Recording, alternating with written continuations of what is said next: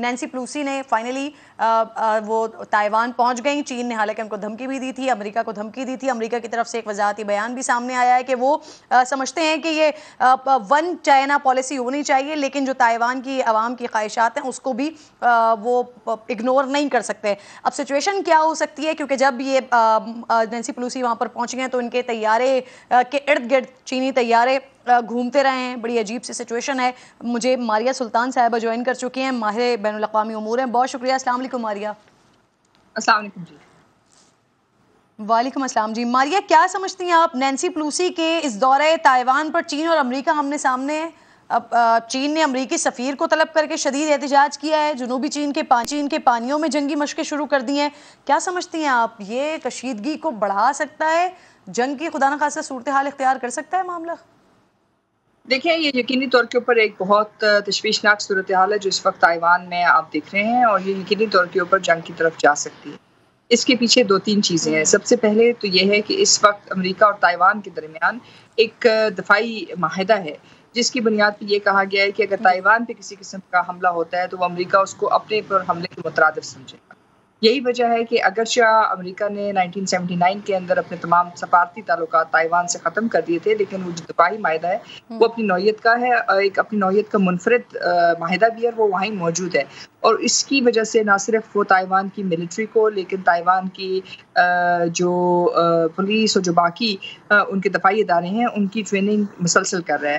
اور ایک وقت میں انہوں نے تائیوان کو جو ہے بیلسٹک مسل ڈیفینسز بھی دیے, اور ایک وقت میں یہ بھی کہا گیا کہ تائیوان اپنے ایٹمی پروگرام پہ کام کر رہا تھا. یہ ایک بہت جہرانہ پالیسی ہے امریکہ کی طرف سے, کیونکہ اگر یہ ہوتا ہے تو یقینی طور کے اوپر جو اس وقت سمندری معاشی راہداریاں ہیں, یعنی سی لائنز آف کمیونیکیشن ہیں, ان کے اوپر ایک بہت بڑا سوالیہ نشان اٹھے گا. اور یوکرین کے بعد پاکستان اور جو صورتحال ہے سی پیک کے لحاظ سے, یہ تمام وہ چیزیں ہیں جو اس وقت بڑی حد تک چین کی جو آئندہ اقتصادی پلان ان پر اثر انداز کرے گی. اچھا ماریہ, آپ کیا سمجھتی ہیں, کیا دیکھ رہی ہیں آپ؟ چین نے ودن 48 آورز بڑی طاقت کا مظاہرہ کیا ہے.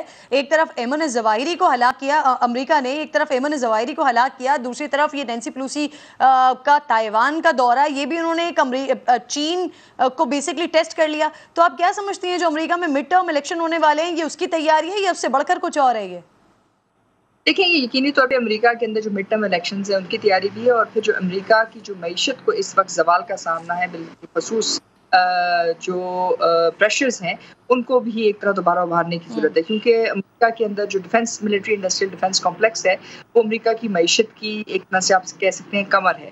اور امریکن صدر کے پاس خارجہ پالیسی بہت اختیارات ہوتے ہیں, لیکن اندرونی پالیسی کے اندر ان کو کانگریس کے ساتھ اور جو دوسری پارٹی ہے اس کے ساتھ مل کر فیصلے کرنے پڑیں گے. اور جیسے کہ ہم جانتے ہیں کہ یہ جو بائیڈن کا اس دفعہ امریکن صدر بننا ہے, وہ امریکہ کے اندر ایک لینڈ سلائڈ وکٹری کی بنیاد پہ نہیں آیا, لیکن ایک بہت سخت جو ہے انٹرنل ریزسٹنس ہے. یہی وجہ ہے کہ ان کی جو داخلی پالیسیز ہیں اس کے پاس وہ اسپیس نہیں جو ان کے پاس خارجہ پالیسی میں.